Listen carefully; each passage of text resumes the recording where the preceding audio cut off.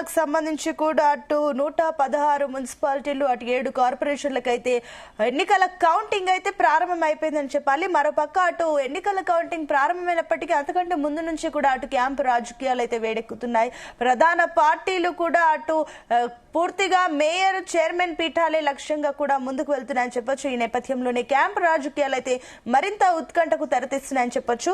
ఇదే అంశానికి సంబంధించి మరిన్ని డీటెయిల్స్ మా కరెస్పాండెంట్ గోపికృష్ణ కరీంనగర్ కు సంబంధించి అందిస్తారు. గోపికృష్ణ, ఏంటి క్యాంపు రాజకీయాలు భారీగా ఊపందుకుంటున్నాయి, ఏంటి కరీంనగర్ లో సిచ్యువేషన్?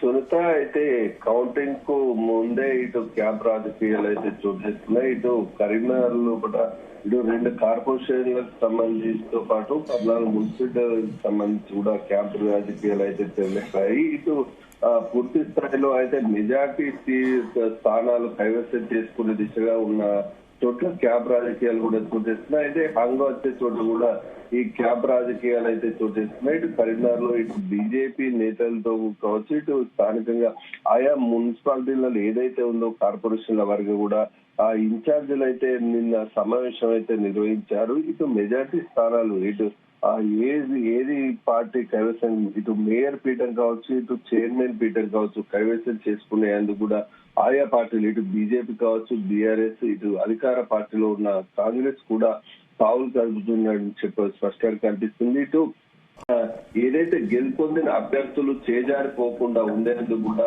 ఇటు క్యాంప్ రాజకీయాలు అయితే చేస్తున్న పరిస్థితి అయితే కనిపిస్తుంది. ఇటు కొన్ని చోట్ల ఇప్పటికే ఇటు అభ్యర్థులు గెలిచే అభ్యర్థులు అయితే ముందస్తుగానే తరలించినట్టు కూడా మనకైతే సమాచారం అయితే అందుతుంది. ఇటు 16వ తేదీన ఇటు చైర్మన్ వైస్ చైర్మన్ ఎన్నిక ఉన్న పరిస్థితిలో మాత్రం ఆ రోజే వారిని కూడా డైరెక్ట్ ఎన్నిక జరగబడే చోటనే తీసుకొచ్చేందుకు కూడా ఆ సంబంధిత నేతలైతే ఏర్పాట్లు చేస్తున్నట్టు కూడా మనకు తెలుస్తుంది. ఇటు స్థానిక కరీంనగర్ సంబంధించి బీజేపీ శ్రేణులు కూడా సమావేశాలు అయితే వాళ్ళు కూడా క్యాంపుకు తరలించే ప్రయత్నం చేస్తున్నారు. ఇటు బీఆర్ఎస్ శ్రేణులు అయితే ఇప్పటికే ఆ గంగుల కమలాకర్ కూడా గత కొన్ని సంవత్సరాలుగా కూడా కరీంనగర్ మేయర్ పీఠాన్ని బీఆర్ఎస్ కైవసం చేసుకున్న పరిస్థితుల్లో ఈసారి టఫ్ ఫైట్ ఇటు బీజేపీ చేదిక్కించుకునే అవకాశం ఉన్న నేపథ్యంలో కూడా బీఆర్ఎస్ కూడా తన ఉనికిని చాటుకునే ప్రయత్నం చేస్తున్నట్టు కూడా తెలుస్తుంది. ఈ నేపథ్యంలోనే బీఆర్ఎస్ శ్రేణులను కూడా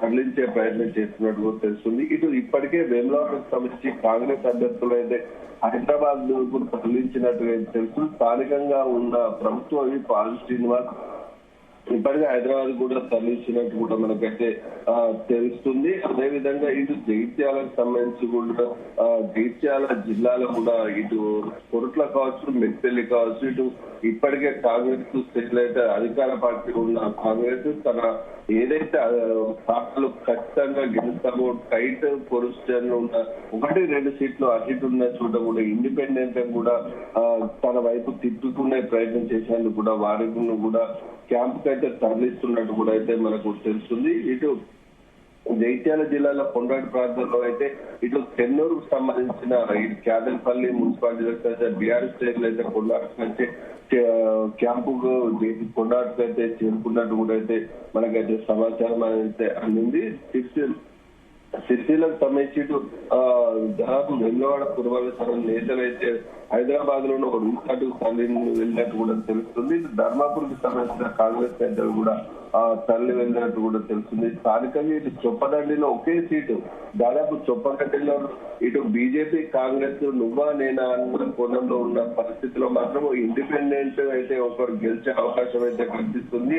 ఇటు బీఆర్ఎస్ నుంచి కూడా ఒకరు ఇద్దరు గెలిచే అవకాశం ఉన్న పరిస్థితుల్లో ఇటు కాంగ్రెస్ కావచ్చు, ఇటు బీజేపీ కావచ్చు, అంటే వారిని తన వైపు తిప్పుకుంటే మెజార్టీ తన అభ్యర్థి మేయర్ చైర్మన్ అయ్యే అవకాశం ఉన్న పరిస్థితుల్లో మాత్రం ఇటు బీఆర్ఎస్ ను ఇండిపెండెంట్ అభ్యర్థులపై గురిపెట్టిన పరిస్థితి ఉంది. ఇటు కొన్ని చోట్లనైతే ఇప్పుడు దాదాపు ఇటు నగర మేయర్ తో పాటు ఇటు ఆయా మున్సిపాలిటీలో చైర్మన్ పీఠం చేజిక్కించుకునేందుకు ఇప్పటికే ఇండిపెండెంట్లకు అయితే నగదు రూపంలో అయితే లక్షల రూపాయలు కూడా అందజేసినట్టు కూడా అయితే మనకు సమాచారం అయితే అందింది. దీనికి కోట్ల రూపాయలు ఖర్చు చేసే దిశ కూడా ఆయా సంబంధిత అభ్యర్థులు అయితే వెనుకంజ వేయడం లేదన్నట్టు కూడా మనకైతే సమాచారం అయితే అందుతుంది. ఇప్పటికే కొన్ని నెలలుగా కూడా ముందస్తుగానే నేను మేయర్ అవుతా, చైర్మన్ అవుతా అని చెప్పేసి ప్రచారం నిర్వహించుకున్న వారు తన అనుచరులను కూడా గెలిపించుకునే ప్రయత్నం చేశారు ఈ ఎన్నికల్లో. అయితే ఈ రోజు కౌంటింగ్ ప్రక్రియ ప్రారంభమవుతున్న నేపథ్యంలో నిన్న రాత్రి ఖచ్చితంగా గెలిచే స్థానాలు ఏవైతే ఉన్నాయో వారినైతే క్యాంపు తరలించారు. ఇటు మహిళా అభ్యర్థులు గెలుపొందే పరిస్థితి ఉన్న చోట అయితే తన భర్తను కూడా ఆ క్యాంపులకు తరలించిన పరిస్థితి ఉంది. అక్కడ క్యాంపులో కూడా ఎటువంటి ఫోన్లు కానీ ఎలాంటి కానీ అనుమతించకుండా కూడా ఆయా పార్టీలు అయితే ముందస్తు జాగ్రత్తలు అయితే తీసుకున్నట్లయితే తెలుస్తుంది. ఈ ఫోన్ ద్వారా కూడా సమాచారం వెళ్లే అవకాశం ఉన్న పరిస్థితుల్లో మాత్రం ఎలాంటి స్థానికంగా ఉన్న అక్కడ ఎక్కడికి వెళ్ళామన్నది కూడా తెలియకుండా కూడా ఫోటోస్ వీడియోస్ కూడా బయటకు రాకుండా ఉండేందుకు గత 2020లో కూడా ఇలాంటి క్యాంప్ రాజకీయాల్లో కూడా ఫోటోస్ వీడియోలు వైరల్ కావడంతో కొన్ని చోట్ల కూడా ఇబ్బందులు పడ్డ పరిస్థితి అయితే కనిపించింది. అది మళ్ళీ పునరావృతం కాకుండా కూడా ఆయా పార్టీలు అయితే జాగ్రత్త తీసుకునే పరిస్థితి అయితే మనకు కనిపిస్తుంది. ఫోన్ తో ఎలాంటి సమాచారం కమ్యూనికేషన్ గ్యాప్ లేకుండా కూడా ఈ ఏర్పాట్లు అయితే ముందస్తు చర్యలు ఆయా పార్టీలు అయితే ముందస్తు చర్యలు అయితే తీసుకున్నాయి.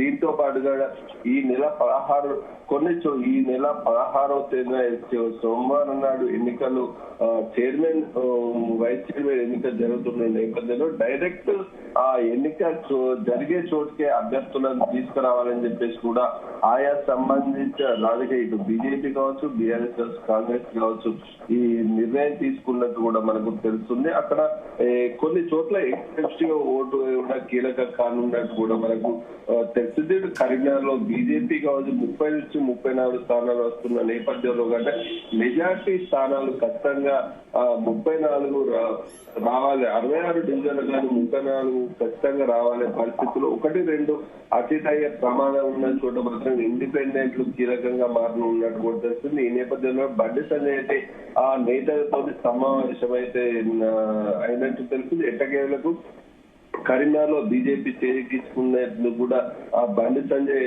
కేంద్ర హోంశాఖ సహాయ మంత్రి ఉన్న బండి సంజయ్ పావులు కలుపుతున్నట్టు కూడా తెలుస్తుంది. ఇటు అదే విధంగా వెమ్లవాడ ఇటు చుప్పదండిలో కూడా కొంతమేర ప్రభావం ఉన్న పరిస్థితుల్లో అక్కడ కూడా బండి సంజయ్ సంబంధిత నాయకులతో మాట్లాడి ఈ చైర్మన్ పీఠం దక్కించుకునేందుకు ముందుకెళ్తున్నట్టు కూడా మనకు తెలుస్తుంది. ఇటు రామగుండం కార్పొరేషన్ లో కూడా పూర్తి స్థాయిలో మాత్రం ఇండిపెండెంట్ హవా కొనసాగుతుంది. దాదాపు కీలకం కానున్నారు. 20 వరకు కాంగ్రెస్ అభ్యర్థులు గెలిచినప్పటికీ కూడా మెజార్టీ 60 అంటే 30 మరో 10 స్థానాలు కావాల్సిన పరిస్థితులు మాత్రం ఖచ్చితంగా అక్కడ కూడా ఇండిపెండెంట్ అభ్యర్థులు కీలకం కానున్న పరిస్థితుల్లో మాత్రం వారితో కూడా ఆయా పార్టీలకు సంబంధించిన నేతలైతే చర్చించున్నట్టు తెలుస్తుంది. ఇప్పటికే బీఆర్ఎస్ సంబంధించి రామగుండం కోర్కన్ సెంటర్ ఆధ్వర్యంలో కూడా ఇప్పటికే క్యాంపు తరలి వెళ్ళిన పరిస్థితి కనిపిస్తుంది. అక్కడ ఎలాంటి మెజార్టీ స్థానాలు కూడా రాకపోవడంతో పూర్తి స్థాయిలో బీఆర్ఎస్ కూడా తన ఆధిపత్యం చూపాలనే ఉద్దేశంతో తన అభ్యర్థులు ఎలా చేజారిపోకుండా ఉండేందుకు కూడా ఇటు పూర్తి కోర్కన్ సెంటర్ బీఆర్ఎస్ ఎవరైతే అభ్యర్థులు ఉన్నారో వారిని కూడా క్యాంపుకు తరలించినట్టు కూడా మనకైతే తెలుస్తుంది. Right, thank you Gopikrishna.